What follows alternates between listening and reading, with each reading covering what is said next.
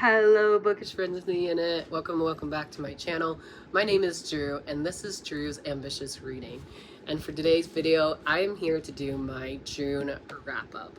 Now for the month of June I usually have my letterboard and I usually talk about my current reads, but I don't have my letterboard today because I was too lazy to make it. Bad excuse, but I am.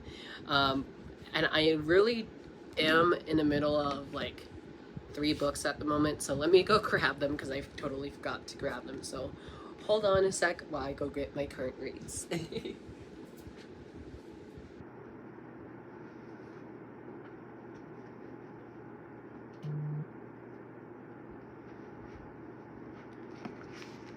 Alrighty, so let's talk about my current reads and then we'll jump into my actual wrap up. So the first book I am currently reading is an arc that I got from my friend Catherine. I'll leave her Instagram down below, but that is The Do's and Donuts of Love by Abida Jagari. I am so sorry for butchering your name. I know I butchered it. This was an arc that I wanted to get when I was going to go to Y'all West this year, but my mom and I never made it down to Y'all West this year again like we did last year, sadly. But I did start this week and I'm already on chapter 4. And I'm physically reading this one, so that's why I wanted to take my time with it. I'm not annotating it because I don't want to like annotate like every single book I read in July, but I am enjoying it so far. Hoping we get to see more of the actual reality TV show of the aspect of the book. I can't really say what this is about too much because there's not really a summary for this book because it's an arc, but it says Shirin is still reeling from the breakup of her ex-girlfriend Chris when she receives news that she's been accepted as a contestant in a new televised baking competition show. This is Shirin's dream come true because winning will not only mean prize money, but it will also bring some of the much needed attention to Udraimi Glazy, her parents' beloved donut shop. Things get complicated though because Chris is also a contestant on the show. Then there's the very outgoing Nima, I'm so sorry for butchering these names, a fellow contestant who is becoming a fast friend with Shirin. So it sounds so cute, so far so good. I'm loving it. So hopefully I'll put this in my July wrap up once I finish it. I feel like I can finish it this week, to be honest, because there's only like 30 chapters and I'm already on chapter 4. So yeah, really loving it so far. The next book, I forgot to put my dust jacket back on, so let me do that real quick. But I'm reading this for this week of Summerween, and I did not make a Summerween TBR, but I did a first chapter tag of this with my friend Sydney, and I'm already on chapter 5 of this book, and I'm really enjoying it. I'm like reading this very slowly throughout the week because I just am trying to take my time with my books now. But hopefully you'll see The Writing Retreat by Julia Bratz, right? In my July wrap-up. Hopefully you'll see this in there because I'm really enjoying it so far. It is very fast-paced. We are finally getting to like the mystery aspect of it as well, which is crazy to say because it's only 5 chapters in, but I'm really enjoying it as always. And I'm actually physically reading this one as well, and I'm also annotating it, and I just can't wait to read more later this week, and hopefully I'll finish this by the end of July, because if I physically read this one, that would be amazing because I haven't physically read a thriller in a while, so we love it when we can physically read books, and we're finally getting to one of our book of the month picks, so really loving that as well. And finally, my audiobook for this week has been The Last Canto of the Dead by Daniel Jose Older. This is the second and final book in the duology. I'm also annotating this book. I'm really loving it so far. It's the finale of a duology, like I just said. And we follow our main characters, Mateo and Chella. And I'm really loving how it's dual point of view in the second one. At first, it threw me off a little bit. But then once I like sat down and focused on this book, I managed to get 80 pages in before putting it down last night to go to bed, and I'm really enjoying it as well. So I'm like on chapter 11 right now, so hopefully hoping to make more progress of this at work today. But yeah, really enjoying this. Again, hopefully you will see this in the July wrap up. So those are my currently reading books. Now let's jump into my monthly stats. So for the month of June, I am a little disappointed of how June went about, because I had these big plans of having a secret TBR, even though it wasn't really secret because it was in my June TBR title. I had all my friends pick me 3 to 4 books to read throughout the month of June, and I just never managed to get to those. I'm so sorry. But I am rolling all those books over into my July TBR. I mentioned that in my July TBR video. I'll leave that up above if you haven't checked it out yet. But for the month of June, I am happy with what I read. I read some books off my TBR because I was taking part of Season-a-thon that is hosted by Mel, Kaylani, and Clint. Thank you guys for hosting this round. It was so fun. I managed to get only 3 books off my TBR. So again, I didn't get all the books read that I wanted, but I was still happy with the amount of books I read. And a lot of these ended up being 5-star reads. So I'm really excited to talk to you today about my 5-star reads. Anyways, like I said, I read a total of 6 books, which has me at 0 1-star, 0 2-star, 1 3-star, 1 4 stars. 4 of these were 5-star reads. 1 of these was an ARC. 5 of these I listened to as audiobooks. 1 of these was a book of the month pick. 0 buddy reads. 3 of these were completed series. Finally, we're getting some series off my list. 0 graphic novel. 1 of these was a library book, which I've already returned and don't have. 1 of these I physically read. 3 of these are new releases that came out in 2023. 2 of these were Owl Crate books, and 1 of these were on my TBR list. But if you count my Season-a-thon video, technically 4 of these were on my TBR list. So I'm really happy with those stats. My page count for the month of June is 2,808 pages, with my biggest book of the month being Wings of Shadows by Nikki Peru-Preta. This is the 3rd and final book. This is coming in at 704 pages. And then my smallest book of the month is Star Wars The High Republic, Quest for the Hidden City by George Mann. This is coming in at 292 pages. I had to double check because I was reading another number.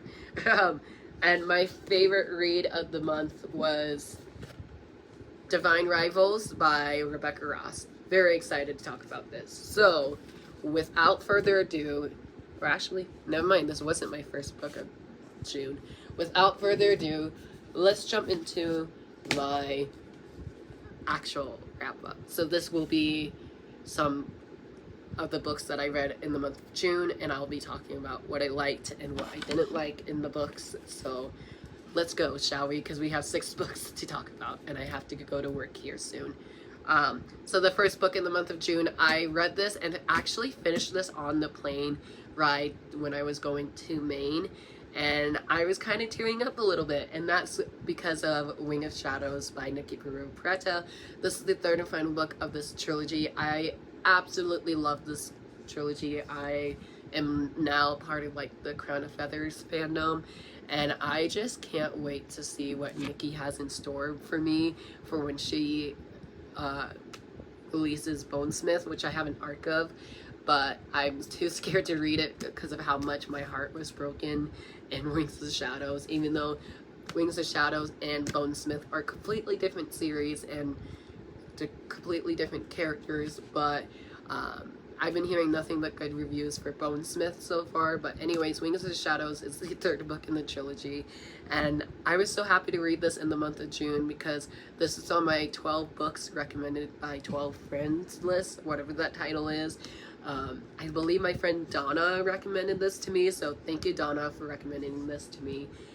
For this being a finale of a trilogy, it is hard to talk about, but all my like thoughts and feelings I literally sent to my friend Taylor, because I definitely recommend this trilogy for anyone who's looking for a good it's not really lighthearted because it deals with war, politics, and it's a little bit brutal at some points. I will say there are some queer characters in here.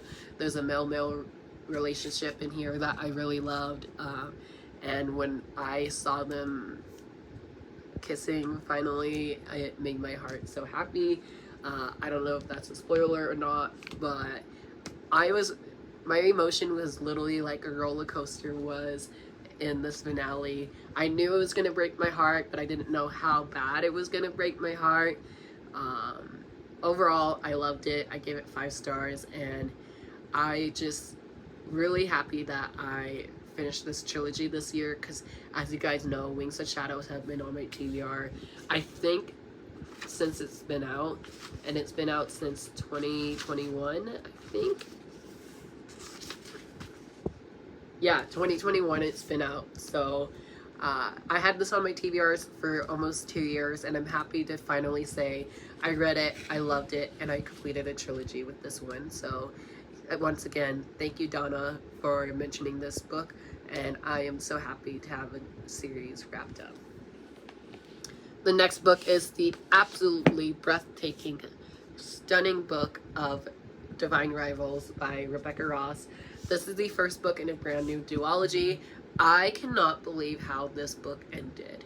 When I finished this book up, I literally yelled in my little cabin where everybody can hear me, and I was like, what the heck? I have to wait till April 2024 to read the sequel. Like, it was amazing. I love this one.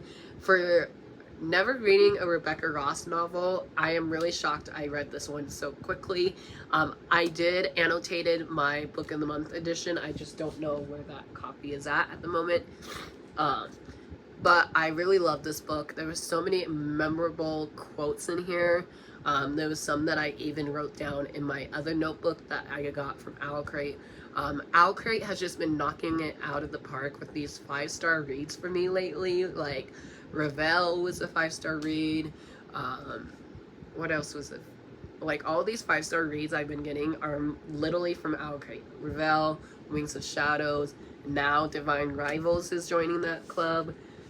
This is a historical fiction / fantasy novel that is set, I forgot which war it is. I want to say World War II, but I could be wrong.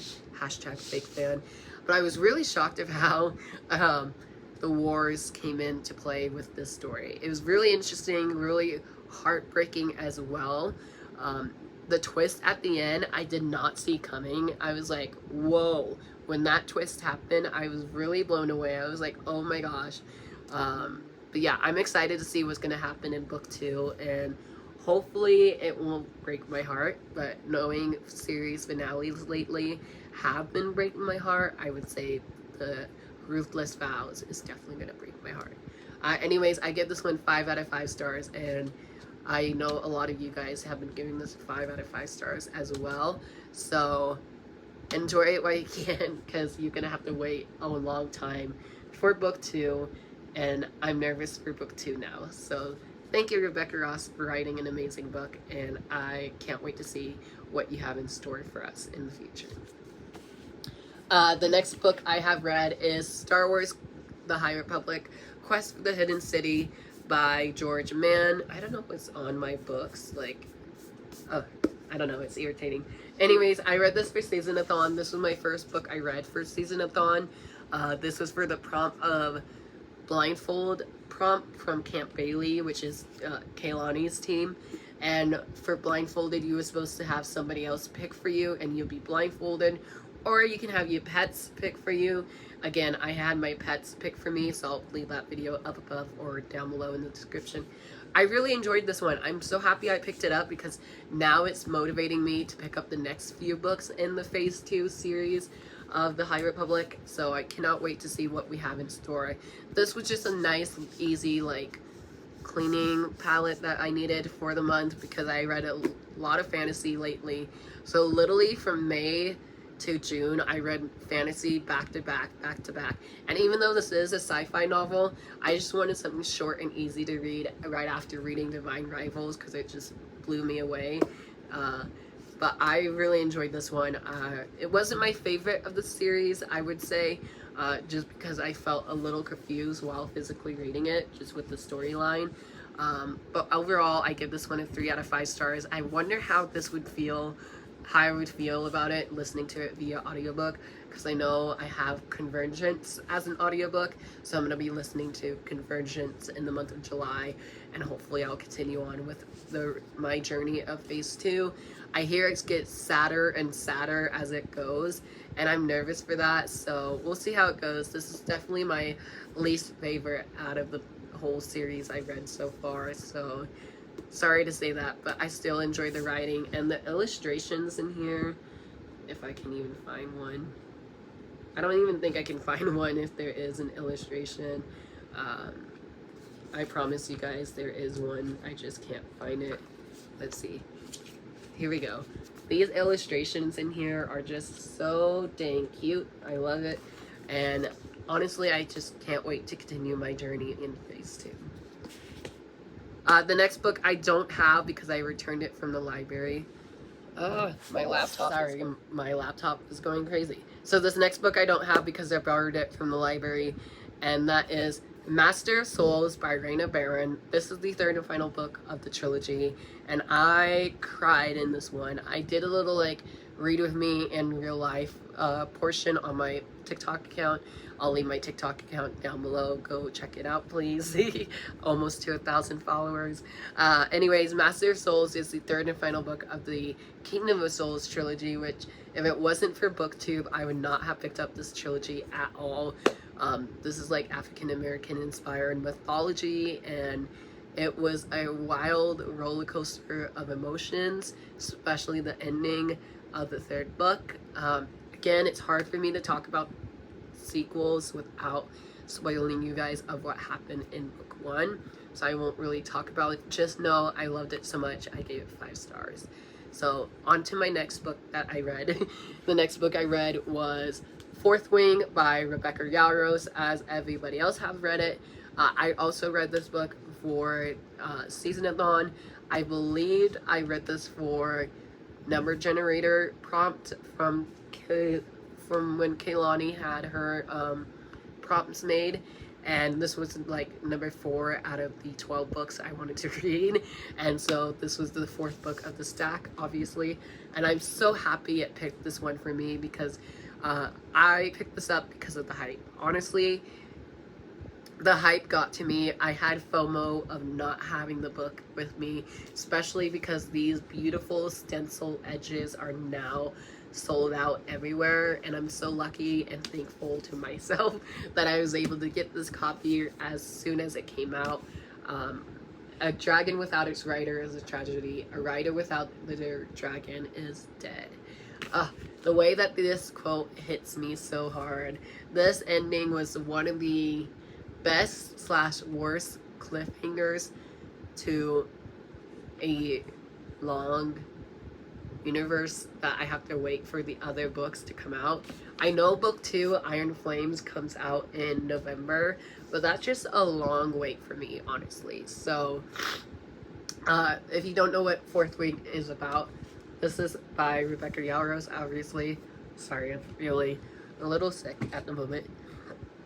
Anyways, this is the first book in a new adult fantasy series that is 5 books, so the wait is gonna kill me.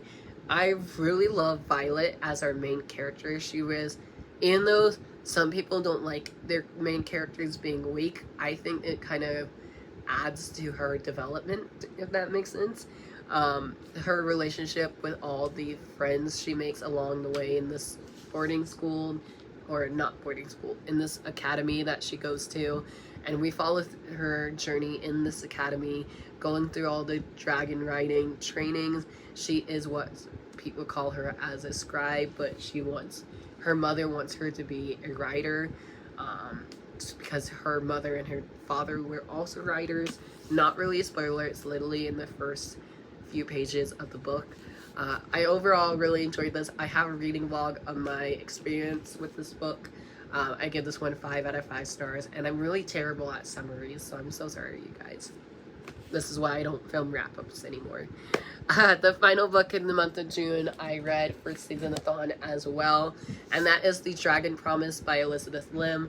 This is the second and final book of the duology, and I was really happy to say I enjoyed this, but I didn't enjoy it as much as book 1. I gave this 4 stars still, and which is still a great rating, but it just felt like it took me forever to read it, even though it's not that big of a book, but it is at the same time.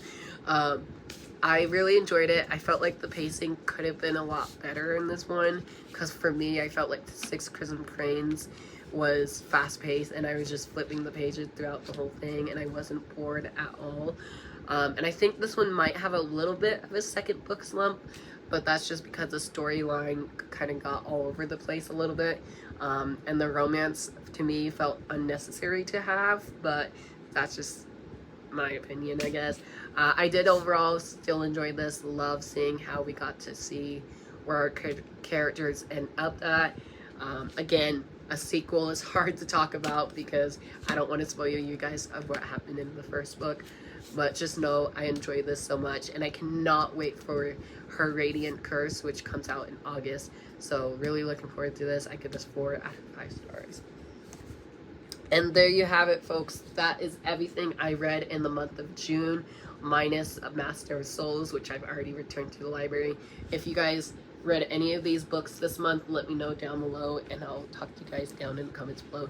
Thank you guys so much for watching. I'm sorry this was so rushed and so not exciting. I'm feeling a little sick. So I'll talk to you guys down in the comments below. I hope you have a great day or night or afternoon, whatever time you're watching this.